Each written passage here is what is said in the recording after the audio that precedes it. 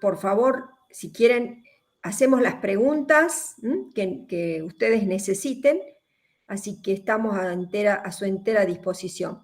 Me van a avisar si se ve. ¿Se ve? Sí, profe. Sí, profe. Bueno, muy bien.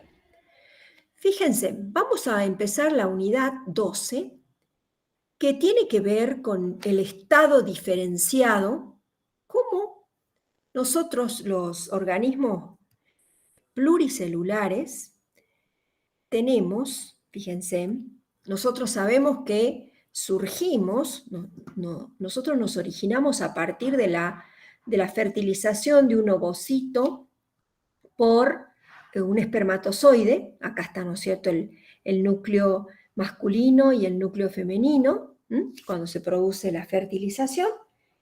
Y empezamos todos los organismos siendo un organismo formado por una sola célula.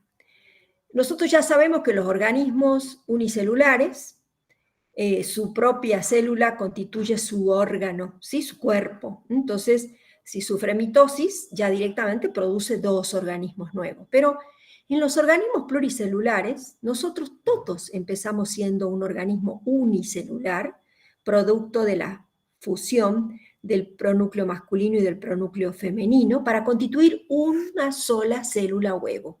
Esto ustedes lo vieron en zoología, ¿recuerdan?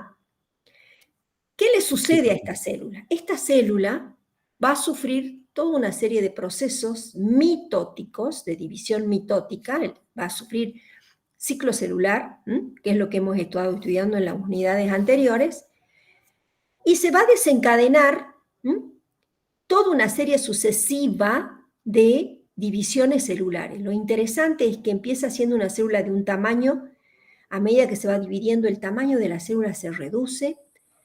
Fíjense, sin aumentar el tamaño hasta que alcanza un estado de mórula. Aquí ustedes tienen, estos son los esquemas, pero acá tienen ustedes imágenes reales del huevo cigoto con los dos pronúcleos, blastómeros, aquí probablemente sean 8 blastómeras, y así sucesivamente se va dividiendo.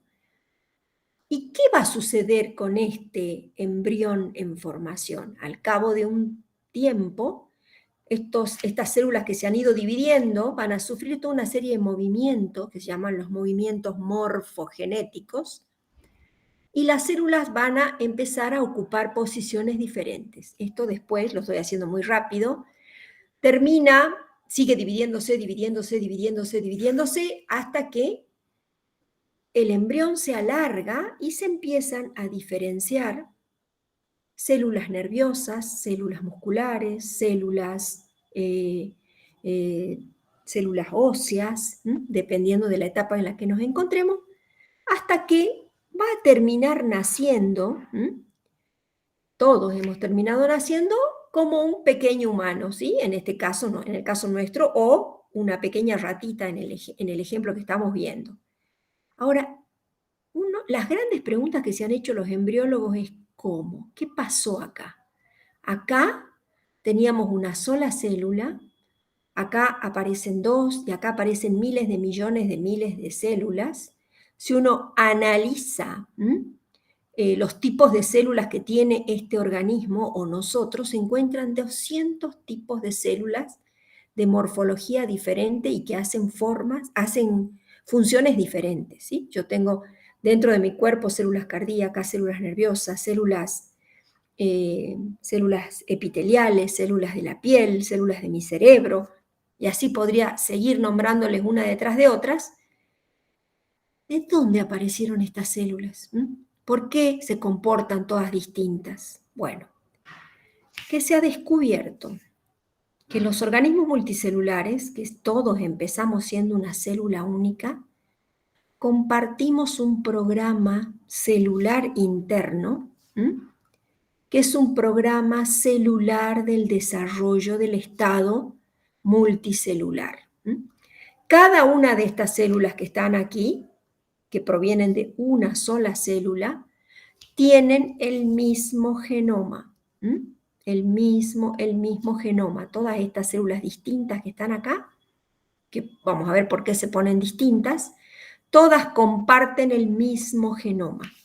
Esto es un descubrimiento increíble de lo que se llaman los programas celulares de desarrollo de la multicelularidad. ¿Bien?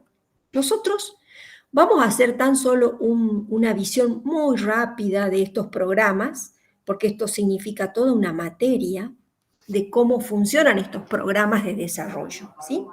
Este programa de desarrollo entonces consiste en esto: cómo un organismo pluricelular o multicelular se inicia como huevo de fecundado o huevo cigoto y por mitosis produce células diferentes hasta que conforma un sinnúmero de células distintas, pero que comparten el mismo genoma. ¿Qué está sucediendo acá? La gran pregunta es cómo, por qué, si todas las células terminan siendo casi totalmente diferentes, todas tienen un mismo genoma. ¿Qué es lo que ha sucedido aquí? ¿Bien? Entonces, se sabe que las células, a medida que se van dividiendo en este estado de desarrollo, empiezan a sufrir lo que se llama una expresión diferencial del genoma. Hay una expresión selectiva. ¿En qué consiste? En que las células, a medida que van tomando su posición, reciben señales de las células vecinas. Nosotros ya hemos visto el tema de señales. Esas señales que son, pueden ser proteínas de membrana, pueden ser proteínas presentes en las matrices extracelulares, pueden ser productos o proteínas que se sintetizan dentro de las células y que se exportan y por lo tanto se exponen a nivel de la membrana o se exportan y se liberan al entorno que es la matriz. ¿Y eso qué provoca en la célula vecina? Eso provoca una señal, una cascada de reacciones, de señales internas que activan diferencialmente genes o que silencian diferencialmente genes que tal vez en la célula vecina sí están activos. ¿Eso qué conlleva? Si se activan determinados genes, por supuesto se va a activar la expresión de esos genes, se va a sintetizar nuevas proteínas, que eso puede significar, por ejemplo, una señal de división celular. Estamos viendo aquí de proliferación celular. Entonces esas células se entran a dividir y puede dar células que ya están modificadas en cuanto a su expresión génica y que esas células se especialicen en algún tipo. Por eso ustedes están viendo acá que a partir de una célula que reciba alguna señal donde se exprese alguna parte particular de su genoma, estas células reciban señales para sintetizar proteínas en la próxima división que hagan que se especialicen ya en células diferentes. Entonces, esto es la maravilla de la expresión diferencial del programa genómico que está dentro de todas las células. Todas las células de nuestro cuerpo, todas, absolutamente todas, tienen el mismo genoma, que lo hemos recibido de nuestra célula huevo, o sea, de allá de nuestro papá y de nuestra mamá, del esperma y del ovocito de nuestros padres. Pero cuando han empezado a dividirse en tiempos diferentes, han empezado a recibir esas células señales diferentes. Esas señales diferentes han provocado proteínas diferentes. Esas proteínas diferentes han provocado silenciamiento y activación diferencial, movimientos diferentes, interacciones celulares, y han construido lo que se llama nuestra estructura multicelular. Bueno, ¿cómo se sabe todo esto? Porque lógicamente la secuenciación del genoma que se terminó allá por el año 2001 determinó la cantidad de genes que tienen las especies. Y fíjense, acá tienen ustedes más o menos la cantidad de genes que tiene el gusano Coanervites elegans, anda en el orden de los 19.000, la drosófila está en el orden de los 14.000, Y el Homo sapiens tiene, hoy se sabe, menos de 20.000 genes. ¿Qué son esos 20.000 genes que están presentes? Esos 20.000 genes son los que dirigen la expresión génica y son los que se activan y se desactivan. Muchos de esos genes son los que van a dirigir el programa de desarrollo y de diferenciación, que en realidad también están presentes en cada uno de estos organismos multicelulares, que los hace que la drosófila, la mosca, tenga su propio patrón de desarrollo y los gusanos lo mismo y nosotros también, ¿bien? Entonces, la particularidad de la multicelularidad en los organismos multicelulares donde hay diferenciación y especialización celular se debe a un programa genético del desarrollo celular que se activa en los multicelulares. ¿Bien? Ya se sabe que compartimos, sin importar el tipo de organización que van a tener, una mosca que va a ser distinta a un gusano, distinto a un hombre, compartimos proteínas que dirigen, que son las señales, por supuesto que a su vez están reguladas por genes, que van a dirigir todo este proceso de diferenciación y desarrollo hasta construir el organismo multicelular. ¿Bien? Esas proteínas, que son las que se sintetizan, son las que van a, son en realidad fundamentalmente, son proteínas que van a favorecer la adhesión celular. Estas proteínas de adhesión celular son fundamentales, son las que hemos estudiado en la unidad anterior. Esas se desarrollan o se expresan y se sintetizan para que nuestras células, toda esta población de células que se están formando, permitan la unión de las células y se construyan, por ejemplo, los epitelios, ¿bien? Que se unan a las matrices extracelulares. Se sintetiza una gran cantidad de proteínas que son señales celulares, que justamente van a activar la proliferación en algunos, las proteínas de adhesión, los cambios de fisiología.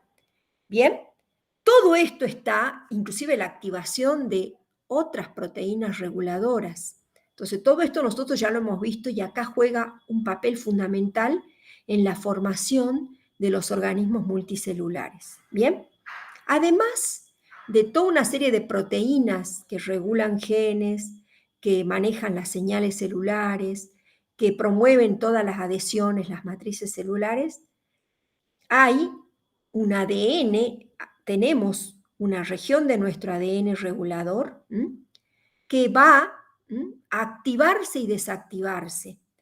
¿Por qué? Porque va a depender la etapa del desarrollo en el cual se van a formar señales para que las células se modifiquen.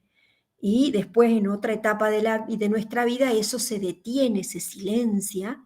¿Por qué? Porque ya está formado el cuerpo, el organismo, y esos son genes del desarrollo que se han activado en las etapas del desarrollo. Promueven la expresión y una vez que las células alcanzan ese estado diferenciado, se silencian. ¿Bien?